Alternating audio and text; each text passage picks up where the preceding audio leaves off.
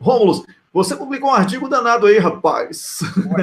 Foi por isso que eu atrasei um pouquinho. Eles já ficaram prontos antes de mim, eles iam entrar às 6 da tarde. Eu que cheguei aqui 6h05, porque eu fiquei até o último minuto terminando de escrever, se atrasou, poder me aprontar aqui e tal. Mas realmente, Wellington, como eu falo, esse artigo é um reflexo do que é o trabalho em rede e o poder ou o valor da comunidade do Duplo Expresso. Esse artigo que foi publicado não existiria se nós não tivéssemos recebido os comentários que nós recebemos no artigo que eu publiquei ontem. Então, eu falo aqui, se bobear, mais da metade do que eu escrevo vem de feedback e retroalimentação recíproca, infindável, entre a gente aqui. O Wellington, a mesma coisa. Eu nunca vi uma pessoa prestar tanto atenção em feedback como o Wellington. Isso, lógico, por ele ser um comunicador, mas assim, o cara vê tudo, ele vê todos os comentários, ele faz grupo de discussão. Então, assim, a gente valoriza muito, porque é fundamental a contribuição que vocês dão. A gente, inclusive, no artigo de ontem, eu registrei que, como agradecimento, que nós sofremos, como todo mundo sabe, não é segredo, um ataque, uma blitzkrieg, né, da globosfera, junto com uma parte da máquina partidária aí sequestrada, e nós tínhamos do nosso lado, foi Davi contra Golias, nós tínhamos do nosso lado os fatos. Era fatos inegáveis, incontestáveis. Só que a gente não tinha o mesmo poder de fogo. Então, se não fosse a comunidade do Duplo Expresso, você que está aí do outro lado, pegar, vestir a camisa que foi fabricada agora, né, tem 2 meses, camisa do DE, botar, se fosse lá nas redes sociais, Twitter, Facebook, sessão de comentários de artigo tal, e debatendo, e colocando, não, mas isso aqui, questionando com educação, não é militonto que chega e fica repetindo hashtag, não, fala assim, não, mas ok, assim, dando o benefício da dúvida, falando, não, mas vocês estão dizendo isso aqui do Duplo Expresso, mas vem cá, e a questão do documento? E isso que eles estão falando está errado? Explica por quê. E as explicações não chegavam. E aí, por causa disso, eu falava lá no artigo de ontem que nós tivemos uma vitória, de acordo com os hacktivists, que é a contração de hacker com ativista, que nos assessoram, que conseguiram fazer o nosso site aí, quando derrubaram e atacaram, ficou fora do ar só por 3 minutos. Então, esse pessoal que é bom pra caramba, assim, da ponta, esse pessoal falou pra gente que a gente ganhou na batalha de opinião nas redes sociais, apesar da total assimetria do poder de fogo, de 75% a 25%. Então, fica aqui o grande assunto. E esse artigo que eu publiquei hoje é mais uma prova, não só desse trabalho de formiguinha de compartilhando conteúdo, mas do que seria não exatamente a substância, mas o mecanismo de transmissão, mas também a contribuição da comunidade para a substância. Então, veio uma leitura lá e questionou, porque como aqui a gente várias vezes falou da questão do engajamento, cobrando um engajamento maior dos parlamentares, pessoas com mandato, políticos com mandato do PT, em especial 2 parlamentares que estavam centralizando a questão da defesa jurídico-política, político-administrativa do presidente Lula lá em Brasília. Isso até deu assim, deu um entreveiro, começou o problema aí, mas todo mundo reconhece que foi graças a isso que a coisa lá começou a andar um pouco. Ainda não estamos satisfeitos. A gente é exigente e a gente quer Lula de AZ. E para garantir Lula de AZ tem que ter mais. Mas já foi um primeiro passo. Então, por causa disso, a gente publicou esse artigo falando, mais uma vez, cobrando, né, a questão lá. E aí, uma comentarista, um de vocês que está nos ouvindo, chamada, fugiu o nome agora, acho que é a Mirtes Cohen. Mirtes Cohen questionou e falou, poxa, vocês colocam sempre aí criticando o deputado em questão e falando que ele não está fazendo, mas olha essa foto aqui. É uma foto que mostra lá ontem um dia histórico, que foi o presidente Lula em Chapecó, sendo escoltado pelo povo, ele que estava sendo ameaçado por fascistas, o povo falou, não, aqui fascista não se cria. E escoltaram ele no caminho para ir a pé até o seu hotel, foi histórico. As imagens, eu coloquei lá o vídeo, no artigo foi compartilhado pelo senador Lindbergh Farias, que aqui nós mandamos um abraço, é histórico. Aquilo ali, eu já vi, Wellington, eu vejo muito, adoro história, tem uma manifestação que ficou para a história da Espanha, que é o seguinte, em 1982, a Espanha voltava à democracia, já estava assim na transição, e aí teve um golpe militar das viúvas do franquismo, lá uns coronéis, as imagens são fortíssimas, já compartilhei em artigo isso, eles entraram, lá o pessoal da Guarda Civil, chama Guarda Civil, mas é militar, eles entraram no parlamento com revólver, começa a dar tiro para o alto, os parlamentares todos se abaixam, menos um senhorzinho bravíssimo, Wellington, um generalzinho ali, de ter quase 80 anos, que tinha sido eleito deputado. E ele fala, eu não vou me abaixar, eles são meus inferiores hierárquicos. O cara bravíssimo, ele fica em pé, os caras atirando, ele fica em pé, ele, parlamentar. Ele fica em pé, se quiser atirar, vai me atirar em mim em pé. E fala assim, aí o cara vem, ele vem, tenta derrubar o velhinho não derruba, assim, é emocionante. Mas, enfim, quando teve essa manifestação, no final deu errado, porque como que acabou? O jovem rei da Espanha foi à televisão, chamou uma cadeia nacional, vestido no seu traje militar, que na Espanha o monarca é o chefe das Forças Armadas, e ele mandou todo mundo voltar para os quartéis e acabar aquela palhaçada. E aí eles acataram e saíram, foram saindo lá do parlamento e foram. Mas por que eu estou fazendo esse paralelo?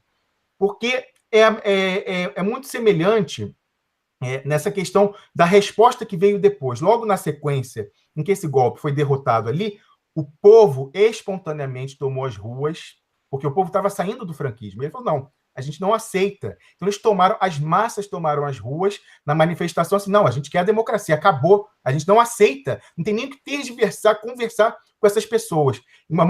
Assim, as imagens são lindas, assim, de ruas de Madrid tomadas da multidão, e ali era todo mundo, era esquerda, direita, todo mundo assim, não tinha.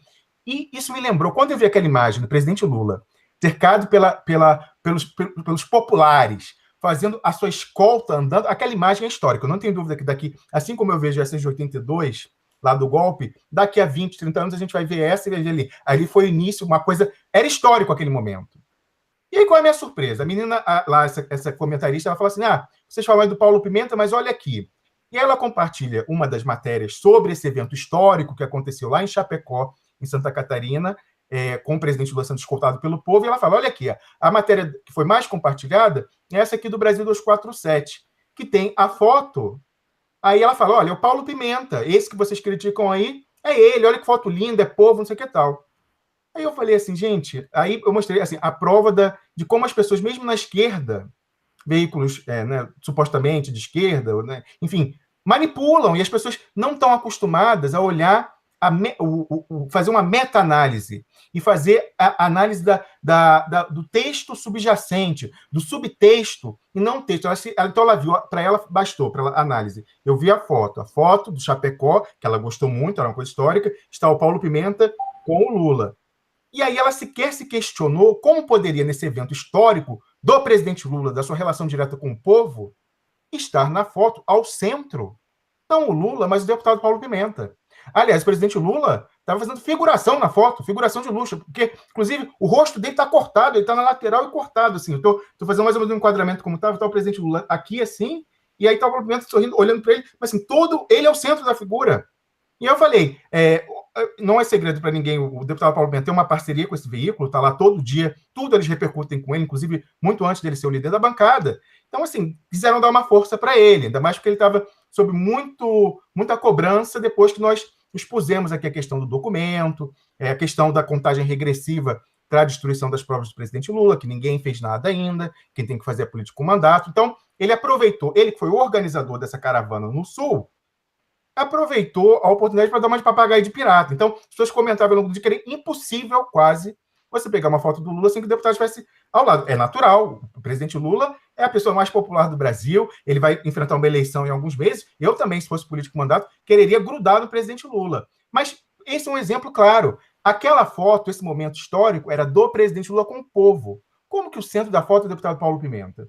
E aí, como que uma pessoa que está acostumada a nos ler e sabe dessa questão que a gente fala aqui, da técnica da pinça, que é a manipulação do rumo do debate público, em que se controla ao mesmo tempo a perna da direita com PIG e a perna da esquerda com o que a gente chama aqui de globosfera.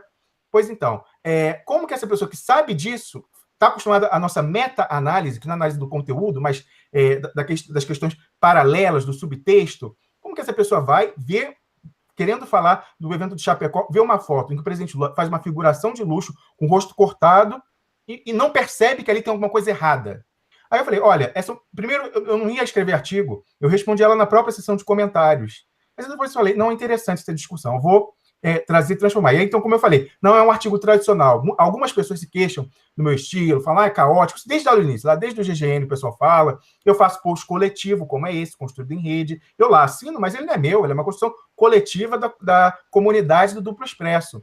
E aí ficou interessantíssimo, porque aí a gente viu toda essa questão da papagaiagem de pirata que rolou, das questões de organização da Caravana do Sul que foram inadequados. Então, assim, a gente sabe, você sabe disso, Wellington, a gente recebeu comunicação de pessoas da base do PT lá no Rio Grande do Sul que não entenderam o trajeto traçado, não entenderam por que a caravana foi encerrada em São Leopoldo e não em Porto Alegre. As pessoas tiveram que se deslocar, né? A maior população que está em Porto Alegre teria que ir para São Leopoldo. Então, evidentemente, muita gente não foi. Por que isso? Então, assim, algumas questões ficou em dúvida, inclusive, como eu falei, lá oh, meu Deus, a cidade, acho que é Passo Fundo, salvo engano, vou olhar daqui, eu me corrigirei se eu estiver errado, mas acho que é Passo Fundo, era uma cidade, tá aqui, eu vou olhar já, porque na própria descrição do artigo, um segundo, aqui, em tempo, Passo Fundo, exatamente, estava correto. Então, logo no início da caravana, o presidente Lula passa por Passo Fundo, que é uma cidade agrícola, extremamente conservadora, e foi uma situação em que ele foi emparedado num corredor polonês por fascistas que ameaçaram a sua integridade física. E eles encheram a boca para dizer, Wellington, viralizou nos canais da direita, dizendo que o presidente Lula fugiu. Então foi dado esse argumento para o lado de lá. A gente está numa batalha de opinião na mídia em que a gente é desfavorável. A gente vai dar ouro a bandido? Então ficou se questionando, por que ele levou ele a Passo Fundo? Passo Fundo não tinha nenhuma importância estratégica. É diferente, por exemplo, de São Borja, Wellington, que é a cidade natal de Getúlio, de Jango, e onde Brizola, que é um herdeiro deles, não é de lá, mas está também enterrado. Então ele foi lá para fazer como Brizola, e ele já falou num vídeo emocionante, que ele fala, a primeira vez que Brizola levou ele lá para conversar com o doutor Getúlio, ele falou que sentava, e Brizola falava como se estivesse vendo o homem lá, vendo GG, e falava. E ele foi fazer isso, Wellington. O presidente Lula foi lá resgatar, se reconciliar, tem artigo aí sobre isso, no Dupla Espécie, a gente vai comentar depois.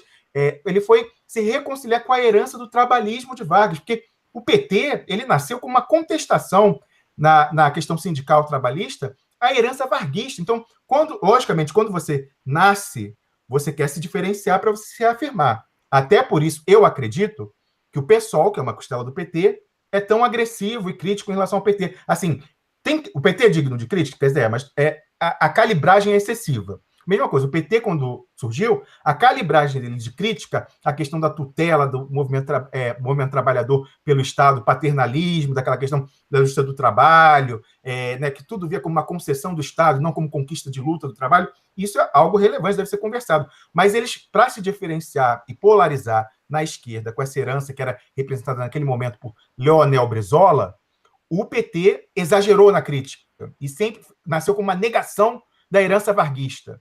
Então é belíssimo ver o presidente Lula. Ele já fez isso, Wellington, isso não é novidade, hein? No governo, ele lá, famosamente, quando descobriu o pré-sal, foi lá com a presidenta Dilma na plataforma, sujou a mão dele de petróleo, igualzinho a Getúlio Vargas, o criador da Petrobras, botou a mãozinha dele lá com os 4 dedos, no macacão da presidente Dilma, que foi a ungida, literalmente. Sabe que unção, Wellington, é passar óleo, né? Ele literalmente ungiu naquele momento a presidente Dilma Rousseff como essa sucessora, botando lá os 4 dedos dele na mão do petróleo, no macacão dela laranja da Petrobras, que já prometeram para a gente, não chegou ainda esse macacão, hein? A gente está aguardando.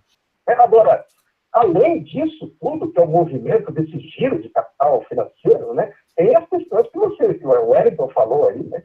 O pré-sal, não que esse ataque a Petrobras. Por que a Lava Jato surgiu para investigar, entre aspas, a Petrobras? Por que não surgiu a Lava Jato para investigar o metrô de São Paulo? Eu sou do metrô de São Paulo, trabalhei no metrô de São Paulo, fui diretora de imprensa dos sindicatos metroviários, conheço aquilo ali a fundo. Por que não surgiu uma Operação Lava Jato para o Banestado, para a Operação Maringá e etc, etc?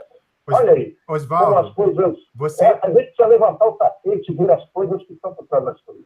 Mas eu vou falar o seguinte, você matou parte da charada na sua própria especulação subsequente, porque você perguntou por que surgiu a Operação Lava Jato. Aí, lógico, eles foram atrás do petróleo e da Petrobras, porque mais importante do que as reservas é destruir o conhecimento, a nossa capacidade humana, que é a Petrobras, aí desde os anos 50.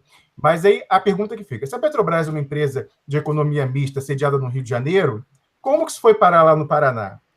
Vendo essa questão de que, por trás disso, como falou o embaixador americano lá na Itália, e registrado, não é teoria da conspiração, não, no seu leito de morte, confessou aos jornalistas italianos que a CIA estava por trás das mãos limpas, da mesma forma, a gente até agora também, registro audiovisual do procurador lá dos Estados Unidos, dizendo fazer cooperações ilegais, porque informal é ilegal, quer dizer, ilegal com procuradores do Brasil.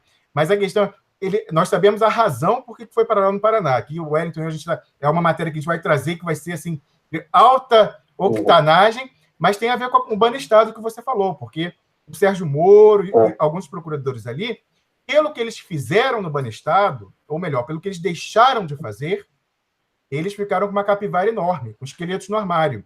Então, eles são sujeitos, para quem tem inteligência, assim, quem tem o maior orçamento de inteligência do mundo e tem dossiê de todo mundo, o Sérgio Moro é uma pessoa nua.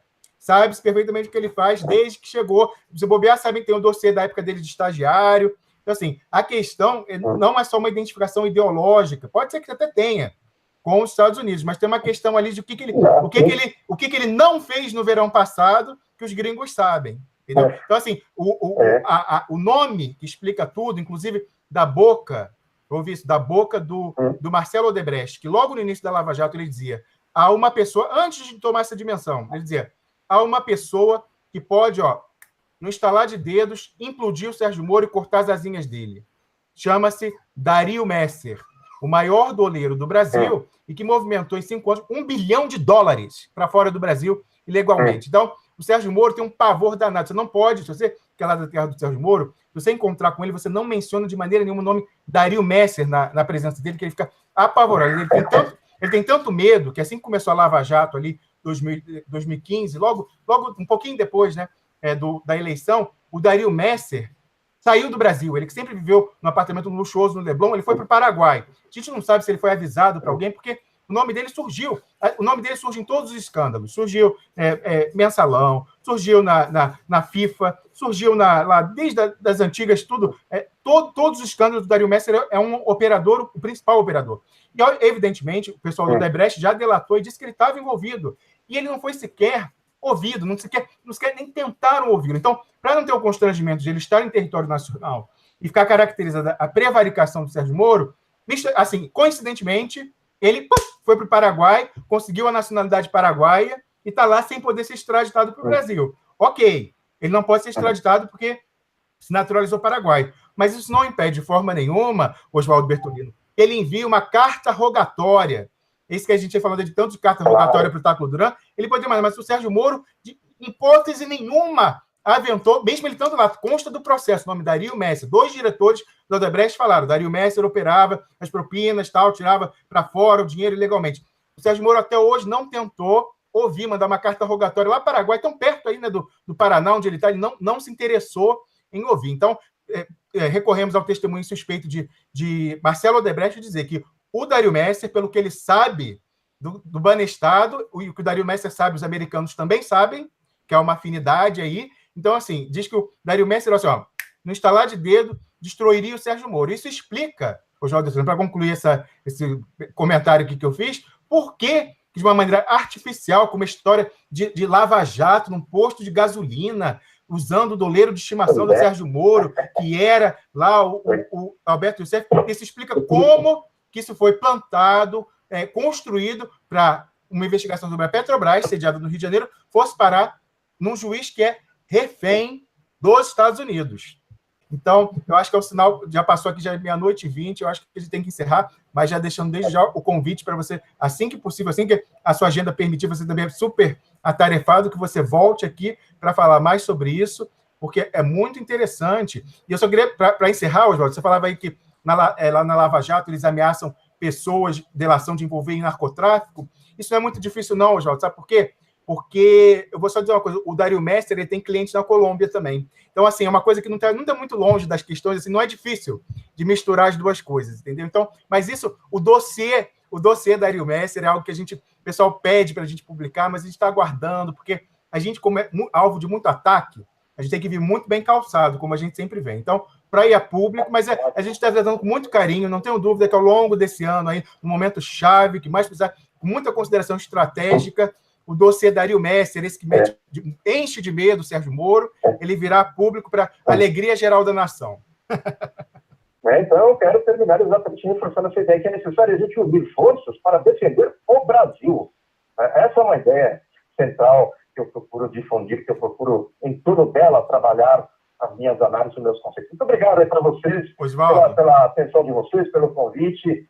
Estou à sua disposição. Nós que agradecemos, eu reforço o seu chamado, essa união tem que passar, inclusive, para além da esquerda, todo mundo que é nacionalista e esteja engajado na luta de libertação e resistência contra esse ataque híbrido, é bem-vindo, só que, aí eu vou fazer um jabazinho para encerrar do artigo que eu publiquei, há pouco, está lá em duploexpresso.com, que é o seguinte, a gente nunca tem que, evidentemente que a união é importantíssima, mas a união com quem efetivamente tem o mesmo objetivo estratégico, né? A gente falou aí da questão de quinta coluna, tem que ficar de olho. Então, eu quero lembrar sempre, você falava aí da guerra híbrida, eu vou terminar com uma citação que eu coloquei lá no final de um artigo meu que eu já tinha publicado há uns meses, que é o seguinte, ó, Sun Tzu nunca fica velho na esquerda, na questão estratégica que a gente mencionava. Eu falei, estamos em guerra, sob invasão estrangeira de uma sofisticada coalizão híbrida, em PPP, em parceria público-privada, a finança internacional e o Deep State americano.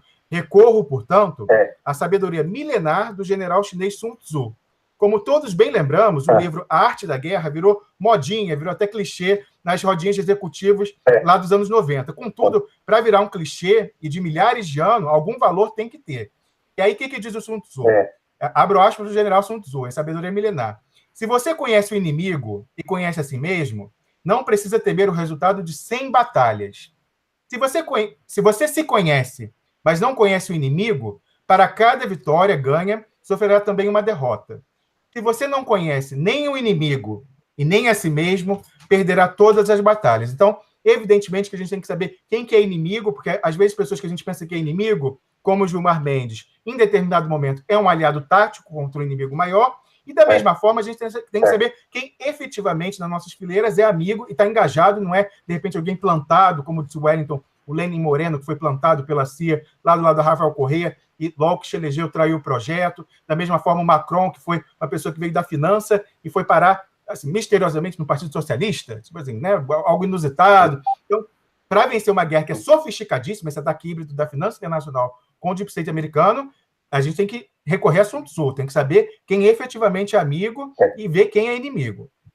Eu recomendo que você vá a duploexpresso.com, são bons textos que estão lá, assim, não porque a gente fez, mas porque foram pesquisados e com a ajuda também de muita gente boa que acompanha a nossa página. E eu quero agradecer a Camila. Wellington, só deixar a recomendação do nome. O artigo que o Wellington publicou é De Getúlio a Lula, o trabalhismo que constrói a nação. Importantíssimo, como eu falei, o presidente Lula reconciliando o PT com a herança trabalhista de Vargas, que é muito importante para a construção nacional.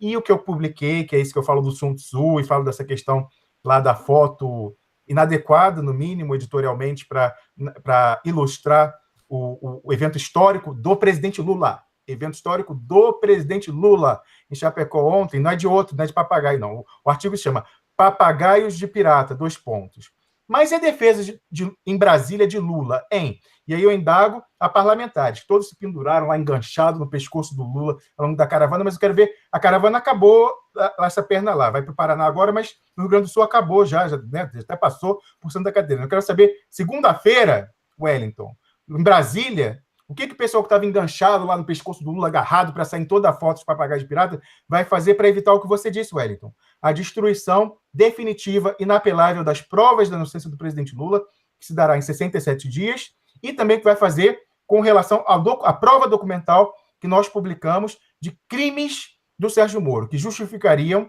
não tivesse o judiciário capturado pelo Deep State americano, com chantagem, tive até a presidente do Poder Judiciário, presidente do STF, sofrendo chantagem pessoal, sob sua vida pessoal essa semana, se não tivesse capturado pela Lava Jato por interesses estrangeiros, justificaria até mesmo a prisão cautelar imediata do Sérgio Moro. Mas a gente sabe que, então, como a justiça está capturada, esse documento ele se presta ao uso político-administrativo. Então, pedir uma CPI da toga, pedir o original dele lá no Ministério da Justiça, se há alguma dúvida sobre a procedência do documento, não há, ele é do Ministério da Justiça, é só ir lá e exercer o mandato para o qual foi eleito, a base que é a defesa do presidente Lula, e lá ao Ministério da Justiça pedir o original, pedir o levantamento do sigilo, e essa que é a principal que a gente pede, ir lá à Procuradoria-Geral da República e exigir, usando a sua prerrogativa exclusiva de parlamentar, que ela exigir providências da Procuradoria-Geral da República, tanto para evitar a destruição, porque isso é um acordo da PGR, que tem todo o interesse na destruição, com a Odebrecht, e até agora a PGR está com álibi, não foi provocada. Não foi ninguém lá, apoiador do presidente Lula, parlamentar com mandato, exigir que ela assuste essa migração dos servidores do sistema Oracle para o sistema SAP, que vai se concluir em junho. A gente está falando aqui desde dezembro. Estamos na contagem desde o 90, já estamos em 67. E, da mesma forma, exigir explicações e providências com relação à fraude processual. Intervir lá no Ministério Público Federal, porque a PGR está permitindo o cometimento de crime lá, fraude processual, formação de quadrilha, tudo, falsidade ideológica, tudo lá em Curitiba. Então, até agora, a Procuradoria-Geral da República está com álibi, Wellington. Ela não foi provocada. Então, um parlamentar no gozo das prerrogativas para que foi eleito pela base, que é Lula de A a Z, o Wellington já lançou o bordão campeão, o slogan, não é Lula até onde der. É Lula porque o povo quer. E o povo ontem lá em Chapecó, Wellington, mostrou que quer muito e que vai para cima, que não vai ter liderança que vai conter o povo, não. O povo toma a iniciativa. Eles querem. Mas essas pessoas que foram eleitas, em vez de fazer papagaio, faz parte, ser papagaio de pirata do homem mais popular, o cara, como dizia o Obama, e quem vai enfrentar a eleição em outubro, faz parte. Mas retribua a ajuda que o presidente Lula deu figurando em foto sua. Retribua. Amanhã você lá em Brasília, você vai à PGR primeiro. Não fale com a sub do sub. Leve a câmera, em vez de gravar na porta, leve a câmera para dentro. A gente quer ver a conversa com a DOD, a chefe, a PGR. A gente quer ver, Wellington, o documento. Eles têm que falar, protocolei. Não, a gente quer ver o protocolo, quer ver o conteúdo do documento, o que foi conversado.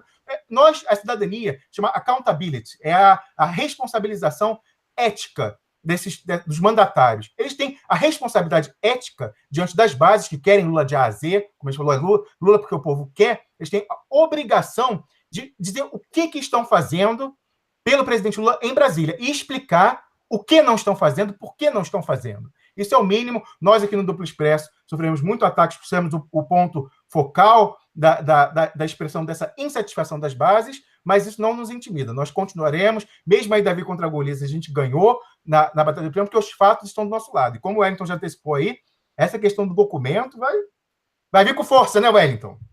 Com certeza, Romulo. É uma questão mesmo de compromisso nosso com o nosso público e com todos que estão apoiando a gente nessa luta. Inclusive, muita gente nos bastidores interessadíssima pelo nosso empenho para que nós possamos colocar em prática tudo que temos publicado, comentado, todo esse desgaste, que a gente tem que admitir, há um desgaste muito grande. A gente mexeu aí com uma situação muito cômoda do eleitor de esquerda, do militante de esquerda no Brasil, que era a exaltação de figuras, a fulanização da política. A gente resgata aqui a importância de discutir projetos, de discutir planos para o Brasil, para o povo brasileiro, e isso não se faz com idolatria a ninguém, isso se faz com debate, porque aqui defendemos Lula de A a Z, desde que Lula seja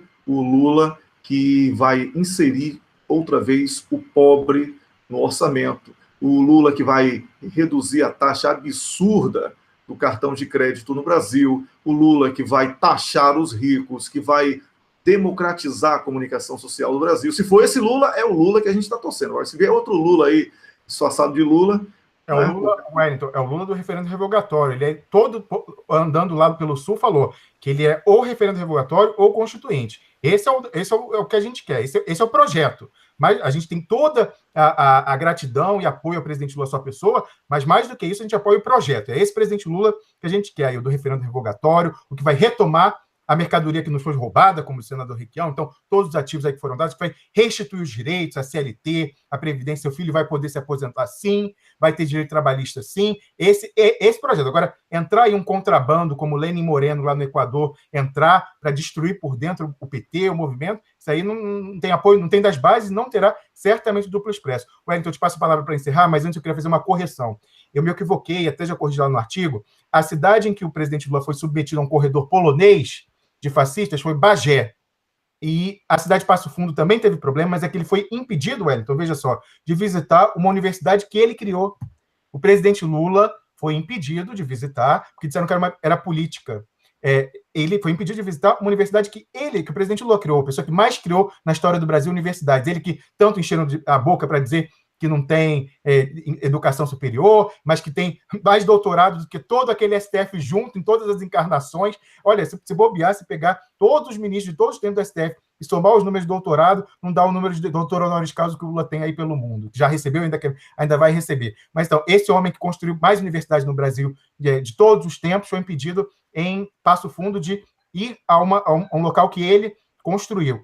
Mas a cidade onde ele foi submetido, talvez por um equívoco na organização, não sabe ao certo, foi Bagé. Lá ele ficou à mercê de fascistas e foi criado, deu-se ouro ao bandido, dando o argumento para a direita viralizar, dizendo que ele fugiu, que ele arregou, que o pessoal intimidou ele. Então, foi um erro, no mínimo, eu especulei lá no artigo, para encerrar, eu falei que ou foi assim, muita imprevidência, muita amadorismo na organização, ou então queria-se essa confrontação, e aí sobram duas hipóteses nesse caso. Ou porque acharam que isso ia gerar mídia, não só para o presidente Lula, para a caravana, mas para quem estava pendurado no pescoço dele, e aí, se for o caso, isso é temerário, porque expuseram, inclusive, o presidente Lula ao risco de vida. Expuseram o presidente Lula ao risco de vida. Ou a última hipótese, aí essa eu não quero acreditar de jeito nenhum, Wellington, é que quisessem sabotar o presidente Lula. Montaram lá um roteiro num corredor polonês para sabotar o presidente Lula. Essa eu prefiro não acreditar, porque senão a gente fica com muita descrença. Então, como eu dizia, fechando com Sun Tzu, conheça o seu inimigo, mas conheça principalmente o seu amigo, assim, quem é, quem não é, e todos arrependidos, Wellington. Muita gente aí, que era plano B, já entendeu que com um tiro aí que veio do STF, a gente mostrou que não tem nada escrito. Quando você lê lá no PIG que o Lula está fora, é mentira. Ele não ia ser pautado o HC. Isso foi uma vitória. Precisou, inclusive, do martírio da Marielle. Precisou do martírio e da reação que se seguiu para eles falarem, olha, se a gente pegar o Lula agora, pode ficar incontrolável. Então, nada está escrito. Sempre tem um imponderável. E aí, com muita força, muita luta, é que eu quero registrar o que disse o Rui Costa Pimenta na transmissão dele ontem, Wellington, que é hora de rua. É hora de rua, a gente não pode ficar escrevendo, cada um tem que fazer a sua parte. O Rubens sempre fala que o Exército tem todo mundo, então é importante. A gente aqui no Duplo Expresso vai ficar trabalhando na questão do documento, porque o direito hoje, no qual tanto estudei ao longo da vida, ele é a desculpa a que se recorre a posteriori para embasar formalmente uma decisão que já foi tomada política. Então, exemplo cristalino essa semana, Wellington. Já tinham decidido dar a liminar para o Lula para que ele não fosse preso. E aí começou aquela encenação lá no STF, procurando argumento, tal, não sei o quê. Camila, pode ver os nomes aí. Fala aí que já tá? Você já mandou? Eu leio aqui no final. Já mandou? Não, você manda. Então, assim, começou aquela encenação lá, mas assim, já estava tomada a decisão. Então, a gente tem que politicamente forçar que aceitem, que engulam a candidatura e a eleição e a posse de Lula, e eles que vão se catar lá de desculpa jurídica, porque hoje o direito é só uma desculpa, para autorizar o que o povo quer, que é Lula. Então, cada um tem o seu papel, então é rua. Deixa que lá o doutor Rubens vai fazer a peça, lá o amigo escuro que vai apresentar, deixa a gente aqui com as investigações dos conteúdos da Odebrecht, da falsificação, mas você vai para a rua e não siga suposta liderança que disse aí para a base do PT que não era hora de pressionar a STF. Não. Por isso que foi importante o Rui Costa Pimenta, como você registrou na sexta, botando os cartazes. Foi importante a deputada Érica Cocai. A gente não pode generalizar, Wellington, não é todo o PT. A deputada Érica Cocai, de Brasília, foi quem organizou aquela fundamental ocupação, Operação Jericó, como disse o Rubens, cercaram o STF, ficaram tocando as trombetas lá, a vuvuzela, para derrubar a muralha. E aí, como eu falei, complementando lá a citação bíblica, né, naquele dia, o Deus fez o sol parar no meio do céu para estender o dia para que os hebreus pudessem, os israelitas pudessem derrotar os filisteus. Da mesma forma, então, com o povo lá tocando a vuvuzela, ocupando e botando cartaz, a gente permitiu que o nosso Josué Jararaca parasse o sol e mudasse o destino, algo que era impossível. Então, nada está escrito. E a política é uma definição que eu adoro, Wellington, muito bonita. A política é o atributo exclusivo do ser humano de mudar o que é, entre aspas, inexorável. Então é isso. Nada está escrito. Tem um imponderável, tem avião que cai. A gente sabe aí, Brasil, nada está escrito. Então, não desiste. Eles querem que você desista, que pense que o Lula está fora. Não, o Lula entrou. Então, quem morreu essa semana foi o plano B de bola nas costas e B de bancos. E é isso que a gente, nesse artigo que eu estou registrando, o pessoal aí tem essa discussão interna, mas a gente quer Lula e quer o Lula do programa do referendo revogatório, da restituição dos direitos, ou, quiçá, da Constituinte. É esse que a gente quer. Não queremos pessoa plantada pela finança internacional dentro do Partido dos Trabalhadores, que vai destruir o PT por dentro, como Emmanuel Macron e François Hollande, essa dobradinha, mataram um partido de mais de 100 anos de história, Wellington, que era o Partido Socialista Francês, que teve que vender até a sede, o prédio, porque estava endividado, porque não elegeu quase deputado, elegeu menos de 30 deputados na última eleição, e acabou com uma história de 100 anos. Da mesma forma, a gente não quer que um plantado lá continue com golpe, porque não vai ter referendo revogatório, porque é um aí meio azul, meio, né, um tucano de bico vermelho, uma coisa esquisita. Pois é, a gente não quer que esse aí entre para não reverter o que está aí, e pior ainda, destruir por dentro o PT e acabar com a única via, Wellington, institucional de eleições, de ganhar o poder democraticamente pela via majoritária, que o PT é o único partido com viabilidade em nível nacional, em eleição majoritária para mudar a chefia do Executivo e a chefia de Estado. Então, destruir o PT é negar para sempre, para as forças populares, a chegada e a tomada do poder. Então, esse é o projeto de longo prazo. Quase chegou em Wellington. Se a gente não identificasse aqui no Duplo Expresso que o verdadeiro Macron brasileiro não era Dória, não era Huck, mas era Fernando Haddad, se a gente não tivesse identificado isso, poderia ter acontecido, Wellington. A gente sabe que o pessoal está com a faca no pescoço do Lula, tentar forçar ele a indicar como príncipe herdeiro, que eu chamo aqui na França do Dauphin, o Fernando Haddad. Mas isso aí, agora todo o partido já sabe, essa articulação, aquela história, a presidenta Gleisi Hoffmann falou lá no aniversário do PT que ele tentava se viabilizar de fora para dentro do PT, com um banqueiro, conversando com um banqueiro em Nova York, gente. Que nem o Macron fez. Macron fez isso. Ele foi lá conversar com um banqueiro em Nova York, conversando com o Fernando Henrique Cardoso, que era um admirador do embuste que foi Emmanuel Macron, indo dar entrevista fofa na Globo, conversando com o PSDB. Pois então, se a gente não tivesse identificado aqui, dado um tiro no coração dessa articulação, poderia ter feito não só a gente continuar o golpe de 2018 com a eleição de um plantado, né, do infiltrado, mas pior ainda, matar o PT para sempre. Esse era o risco. E aí, vou passar para você encerrar, Wellington, mas antes, queria mandar um abraço aí para quem está nos acompanhando, Edna Fernandes, Teca Rosa Souza, Ricardo Neves Bedoya, Sônia Oeiras, André Luiz Deodato, Luiz Henrique, Jackson Amorim e Sidney Castilho. Um grande abraço aí, e né, no nome dessas pessoas eu quero agradecer a toda a comunidade do Duplo Expresso que esteve com a gente nas horas difíceis e agora também na hora da virada se faz presente, Wellington. Bom, Rômulo, pensei que se fosse emendar com o programa do Duplo Expresso das 6 da manhã.